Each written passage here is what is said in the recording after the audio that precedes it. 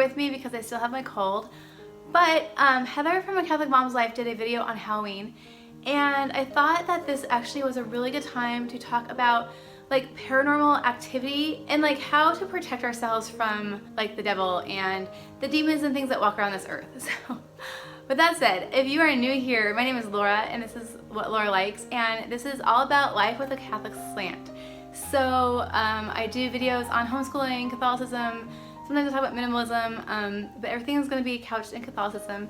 And with Halloween fast approaching, I wanted to chat a little bit about like my take on Halloween, but also go beyond that into things like Ouija boards and tarot cards and those kind of things. If that's something that interests you, stay tuned, and please, if you haven't already, to subscribe. And if you end up liking this video, make sure you hit the little thumbs up.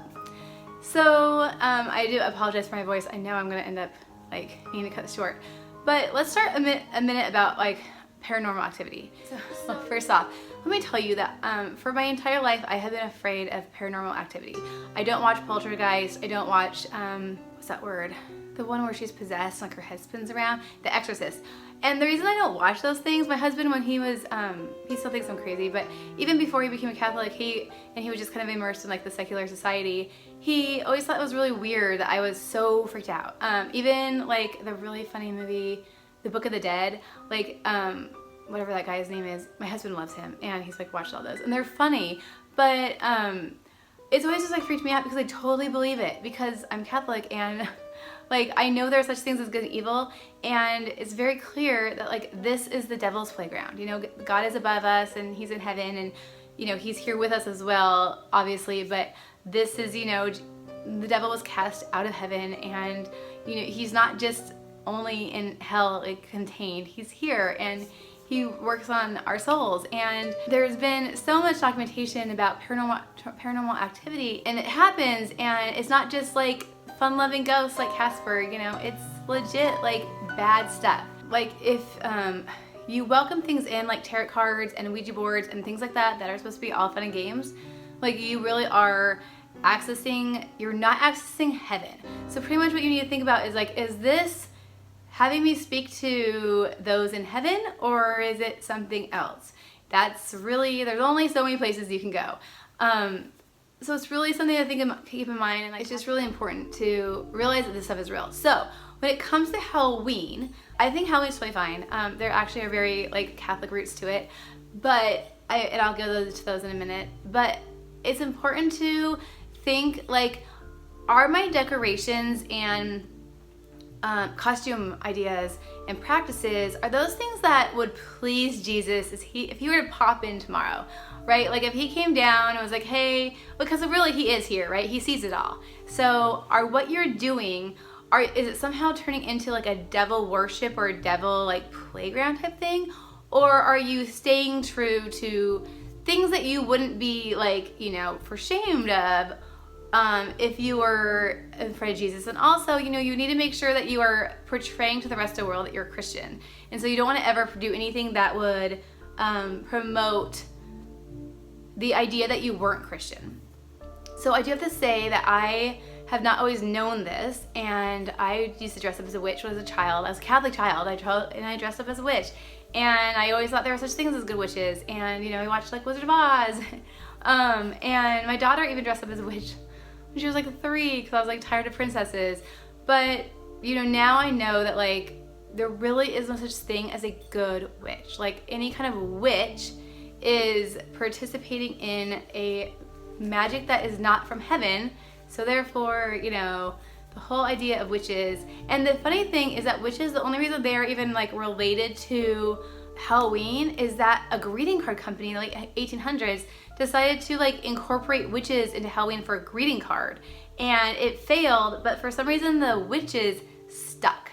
And so that's why you see witches associated with Halloween. And like jack-o'-lanterns also, that's totally like a late 1800s thing, and it was the fact that someone got confused and thought that Halloween had like druid roots, which it doesn't, and they so there was like lanterns involved with like druids, I guess. I read it really quickly, but something like that. And so it was like parsnips or turnips or something at first, and then it turned into pumpkins. You know, to each their own on how you're going to celebrate Halloween, but really, like, I would advise you to not allow your children, I especially don't want them to dress up as devils. I think that is just weird when I say children do it. It's like, why would you want to dress up as a devil? Now, the whole dressing up for Halloween started in the 14th and 15th century in France. But the day after Halloween is All Saints Day, right? We celebrate all of the saints. And so it's really fun actually on Halloween if you dress up as a saint.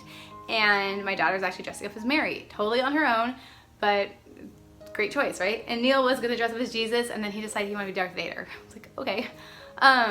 And then the day after, the day after Halloween is All Souls Day, and it's for all those in purgatory, right? And we pray for them, and I think the whole month of November actually is All Souls, like it's a special month devoted to those in purgatory. And the purgatory prayer is very beautiful. I'll put it down below. We can also talk about indulgences another time too, which I just found out about, and that's so cool. The Irish were concerned that, you know, the saints had their day, the people in purgatory had their day, but what about the people in the other place? Like, they don't have a day. What if they get mad and they come up here and they start pulling their shenanigans, like flipping light switches, right? Or like, you know, I don't know, doing something. And so to appease them, to make them realize they weren't forgotten, the Irish went around banging pots and pans, like just, you know, just running around. And that's what they did on 31st. When the Irish and French started marrying each other here in the US, they kind of blended this dressing up with the banging pots and pans thing. The point that I really want to get home is that the choices you make matter. And so Halloween isn't a day to like embrace the devil and get as ghoulish and as like disgusting and as you know, demonic as you see fit. It's a day that, you know, you can or can't, you can celebrate if you want to, you don't have to. Dressing up as a saint is obviously like the best way to go, but even just doing something that you don't feel ashamed of, like if your kid's gonna dress up as a princess like tomorrow because it's fun, then, you know, sure, on Halloween they can go around trick-or-treating with the princess costume on. Or, you know, like my son's going as Darth Vader, but that's the costume he's gonna wear over and over again, like he has a Superman costume. You know, I do teach my kids that like the saints, and especially Jesus himself, are the true superheroes, and that the superheroes, you know, in the media are just characters, and the kids know that. So I try telling them like that the force that Darth Vader has is nothing compared to the force that like the first apostles had.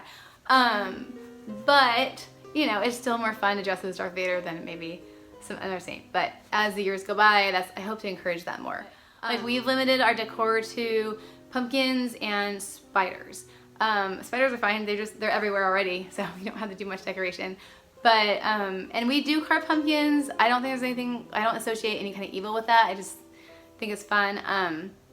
If you guys want to talk to me about why it's evil to carve pumpkins, you can, and I'll consider it.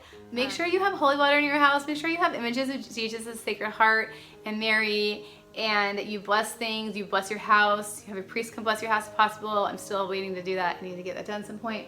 But, and say the rosary, and just fill your home with you know, the good things, so that, and don't invite the bad things in. And if you start noticing paranormal activity, it's not funny, it's not something to joke around with. That's start investigating who in your household could be playing around with that stuff, because especially teenagers, a lot of times they don't realize the severity of what they're doing. They just think it's fun, especially if they have secular friends that aren't tracking the reality of evil. So, alright guys, thanks for bearing with me with my cold. I would really love to hear like what you do for Halloween, if you practice Halloween, whether if you're Catholic or Christian or not. I'll link that article below, that was good. I will link Heather's video that she just did below too, because I think it was a really good job. She's over at A Catholic Mom's Life. If you don't follow her, I'm sure you guys all follow her already, but if you don't, go subscribe, you won't be disappointed. And let me know what your kids are going for as Halloween, if you practice Halloween or participate in Halloween. Have a blessed day, and I hope that we have a good dialogue, and I'll talk to you guys soon. Bye.